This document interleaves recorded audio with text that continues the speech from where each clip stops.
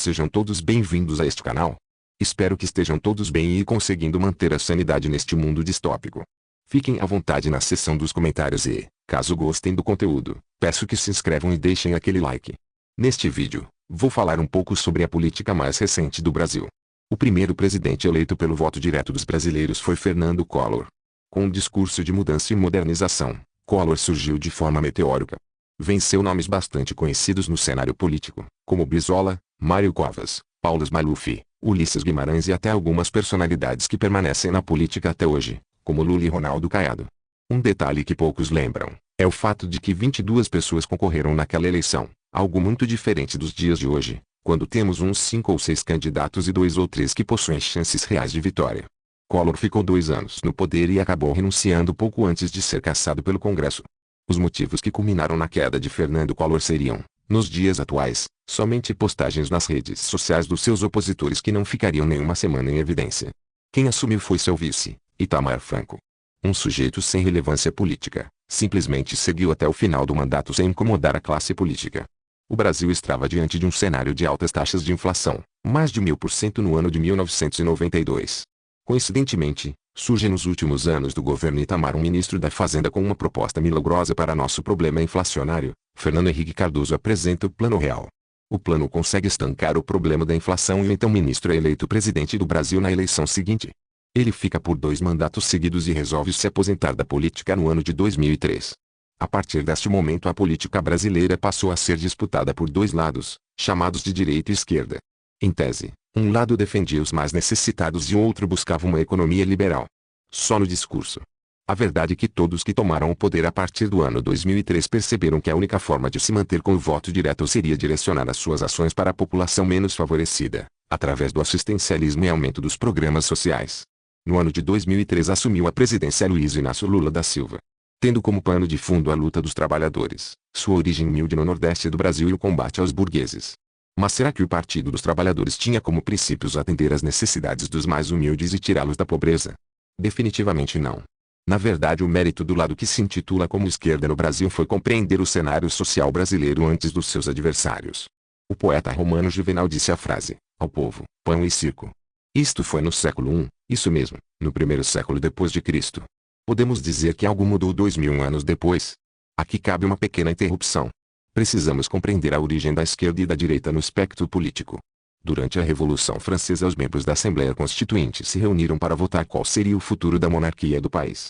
De forma orgânica e não intencional, aqueles que se beneficiavam diretamente do sistema e tinham mais proximidade com a realeza se posicionaram à direita do presidente da mesa. Queriam manter o poder em suas mãos.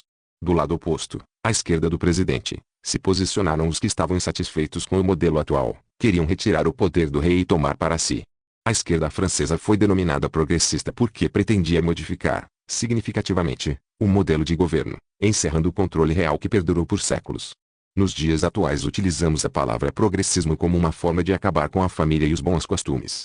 Algo muito raro de se encontrar atualmente. Um ponto pouco falado na história é que a esquerda era apoiada pelos burgueses, enquanto a direita defendia os interesses do rei.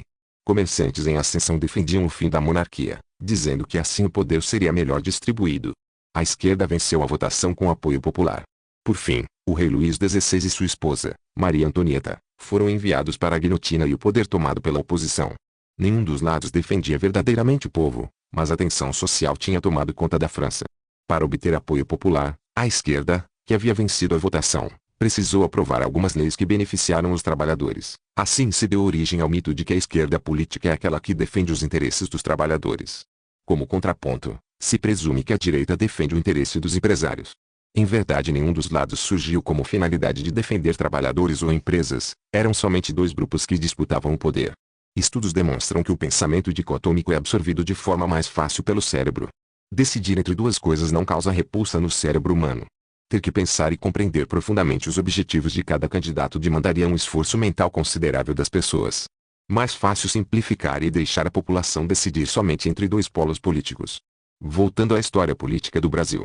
Os 4 governos do Partido dos Trabalhadores, Lula e Dilma, foram marcados pelo aumento dos programas sociais e do assistencialismo. Guarde esta informação. O último mandato da presidente Dilma foi interrompido por supostas pedaladas fiscais, possivelmente já feitas nos governos anteriores, resultando na posse do seu vice, Michel Temer. Temer foi um conciliador, acomodou interesses políticos e econômicos. Na eleição seguinte, foi eleito o presidente Jair Bolsonaro, representando a direita brasileira. O governo do presidente Bolsonaro foi marcado pelo aumento dos programas sociais e muitas polêmicas com antigos apoiadores e opositores.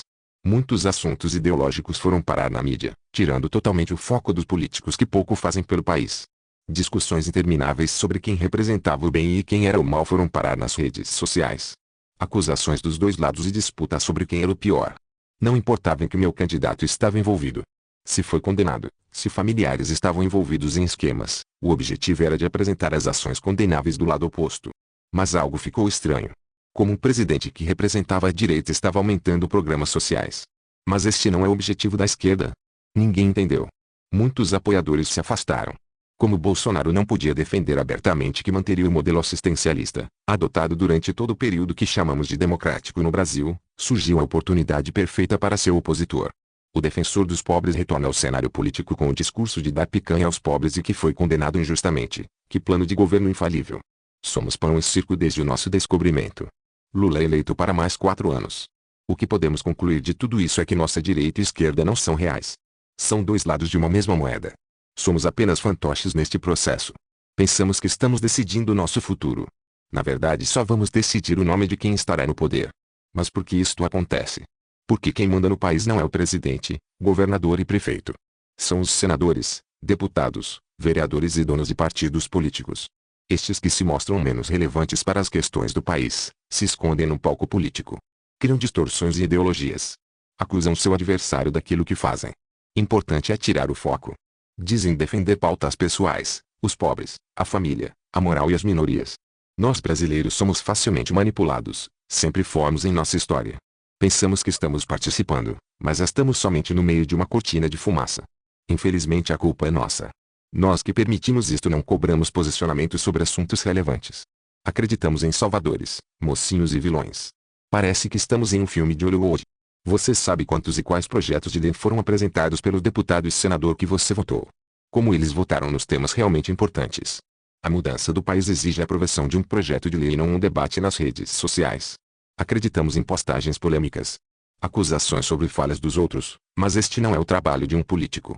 Ele deveria propor mudanças reais para que o nosso país se transforme em um lugar melhor. Estamos caminhando para um futuro obscuro, sem muitas perspectivas de melhora.